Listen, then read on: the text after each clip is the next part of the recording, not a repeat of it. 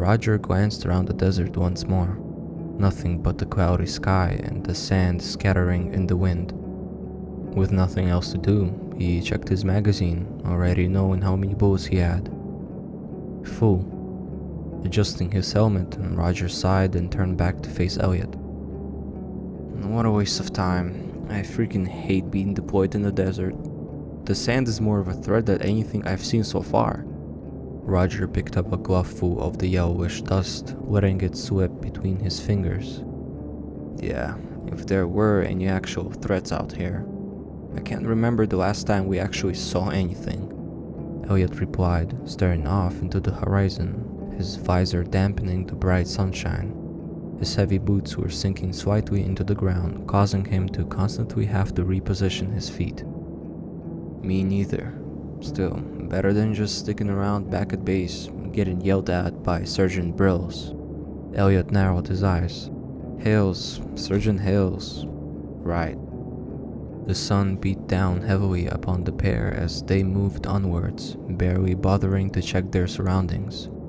The landscape was almost completely flat, not a single incline in sight apart from a cluster of curved dunes lying in the distance. Some guys were telling me about here, Elliot spoke up. What did they say? It was some weird conspiracy theory kind of story. Allegedly, the army developed some weird cyber robot thing trying to make the ultimate soldier, like in the movies. The thing, they said it was like a synth from Fallout, or that thing from the Terminator. Exposed wires, metal plating, in the shape of a human, right? Yeah, go on. So, they made the frame and the consciousness of the thing, and they wanted to give it emotions as a test before they gave organs and such, to try and make it as close as a human they could, so it would blend in. They also gave it a bunch of special abilities, like superpowers. Nobody knew what kind of powers, but there were a lot of suggestions from everyone. Stuff like laser vision and secret machine guns hidden in its arms. It sounds like a lot of shit to me. Soldiers are always making up stuff to entertain themselves. Yeah, but here's the thing. When they gave it emotions, they went too far.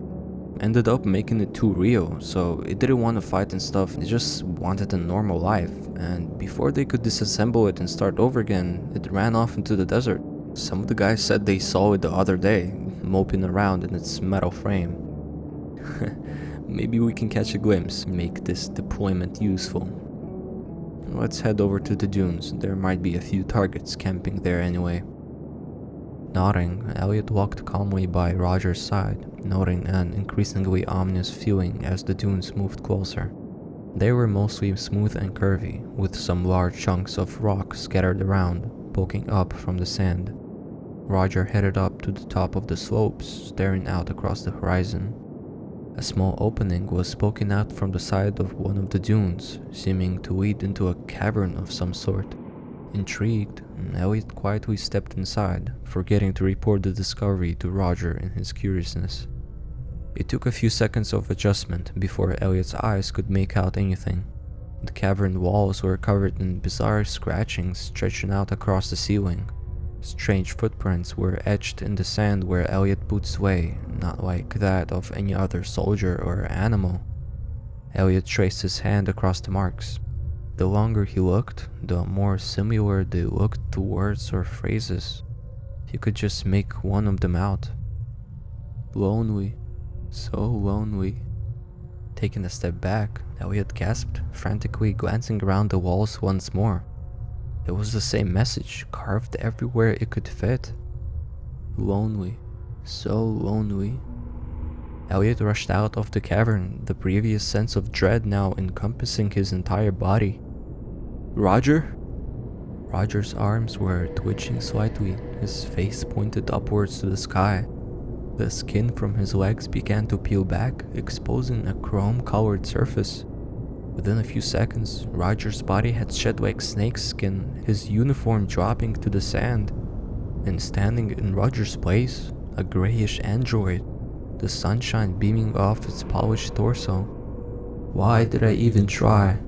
The robot's voice was metallic, like a text-to-speech engine. Elliot's mouth dropped open in shock. Roger had a family. I could feel his memory of them in the back of my consciousness. It's a side effect of the process. In taking over a body, I gain access to their memories. Roger had a wife and a kid, another feeling I'll never truly know. The android continued. The saggy mound of Roger's wilted flesh rolled down slowly down the slope, piling up at Elliot's feet. Elliot felt as if he would vomit.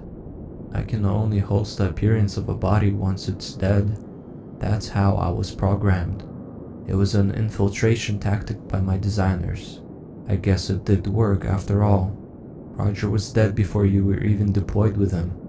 I found him alone in the desert yesterday, separated from the other soldiers. He was a goner anyways, I suppose. Dying of heat stroke and dehydration still doesn't make me feel better.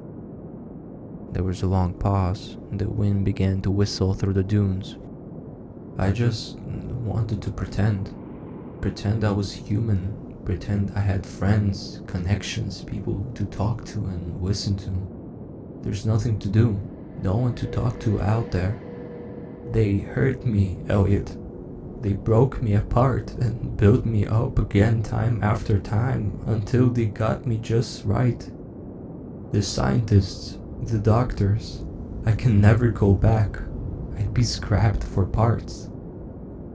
Elliot aimed his rifle directly at the android, emptying his entire magazine into the creature. The deafening sounds of gunshots echoed through the desert, carrying on for miles. I'm bulletproof. Go ahead, kill me. The android's wary voice continued. You aren't the first to try. Bullet bounced off the machine's metal plating like hail. Exasperated, Elliot pointed his weapon down, staring blankly at Roger's remains. He was my friend. Think yourself lucky for what you had. The joy of friendship is unknown to me. Elliot scowled. What are you? What the fuck even are you? The machine turned to face Elliot, exposing its robotic eyes. Its face was expressionless, unable to convey even a single emotion. You really have no idea, don't you? You're barely less of a machine than I am. Want me to show you? Slowly, the robot stepped over a piece of Roger's uniform. Its movements were janky and unnatural, a quiet whir escaping its body every time it took a step. Before Elliot had a chance to react, it had snatched a handgun from the sand and shot a bullet straight through Elliot's temple. Elliot stumbled backwards, collapsing face first onto a rock. Stunned, Elliot gradually pushed himself back onto his feet. He was alive. Reaching a shaky hand to his head, he could feel two sparkling wires poking out from his skin where the bullet had gone through. On the other side where the bullet left, he felt a large computer chip embedded within him. A mechanical voice echoed through his head. Structural damage detected. Repairing wounds. A surge of unimaginable pain built up rapidly in Elliot's temple. He screamed violently, a gush of blood flowing down his face. The opening was burning itself shut, the broken skin fixing itself back together on both ends. Elliot gritted his teeth, on the verge of tears. A few more seconds passed, and the injury had completely healed. You're a prototype, like some of the others. I could tell by the glint in your eye. All prototypes have the glint.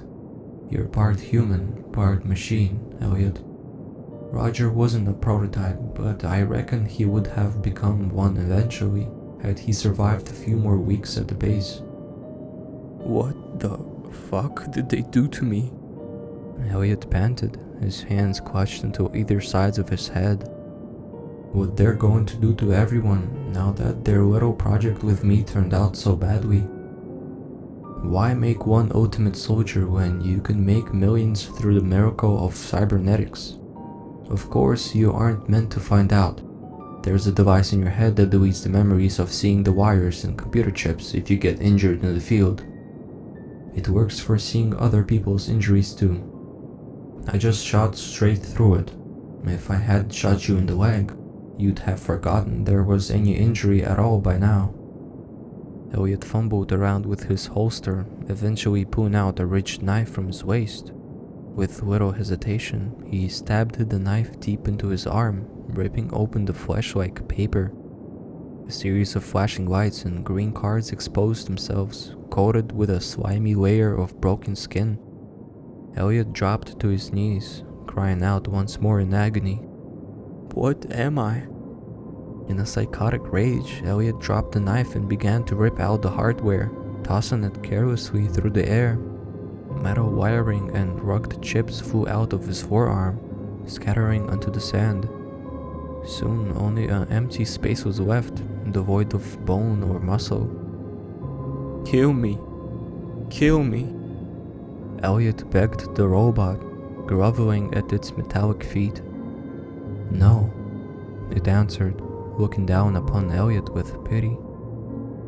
Jabbering like a lunatic, Elliot leaped off the top of the slope, landing on its neck with a savage crunch.